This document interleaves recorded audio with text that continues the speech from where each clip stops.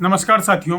बात रामायण के काल की है, जब लंका का राजा रावण माता सीता को हरण कर करके लंका लेता गया और जब रामचंद्र जी भगवान सीता को लेने के लिए अपनी सेना लेकर के समुद्र किनारे पहुँचे तो लंका में जाने का कोई रास्ता न देख उन्होंने समुद्र पर पुल बनाने का निश्चय किया, क्योंकि सीता उस पार थी समुद्र की और राम इस पार थे। तो जब पुल बनाने का काम शुरू हुआ और वानरों भालुओं द्वारा समुद्र में पत्थर डाले जाने लगे तो वो डूबने लगे।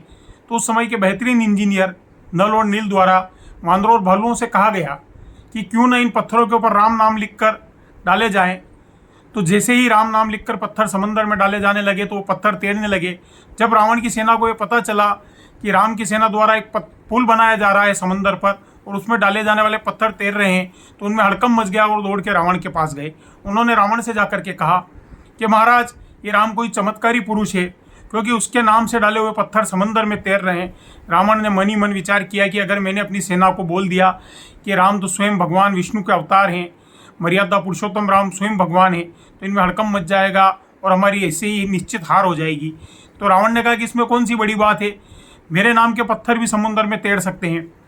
तो रावण अपनी सेना को लेकर, अपने सेनापतियों को लेकर के समंदर के किनारे गया और उसने एक पत्थर पर रावण लिखा और उसको पानी में डाला तो पत्थर तैरने लगा।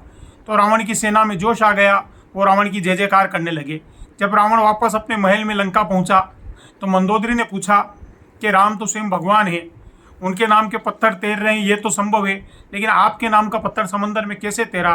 तो रावण ने कहा कि हे मंदोदरी, मैंने पत्थर डालने से पहले उस पत्थर को भगवान श्री राम की शपथ दी कि ये मेरे मान सम्मान का सवाल है, ये मेरी पद प्रतिष्ठा और मेरी इज्जत का सवाल है। तुम्हें राम की शपथ है, तुम्हें तैरना पड़ेगा। और मैंने जब राम का नाम लेकर के वो पत्थर समंदर में डाला तो पत्थर तैरने लगा। ये राम नाम की महिमा है जिसको रावण ने भी माना। इसलिए राम भगवान जो हैं, उनके नाम के पत्थर और राम के नाम को लेने वाले लोग हमेशा तर जाते हैं। इसलिए हमें राम में आस्था रखना चाहिए, हमें हमारे प्रभु राम का नाम हमेशा लेता न रहना चाहिए। जय श्री राम।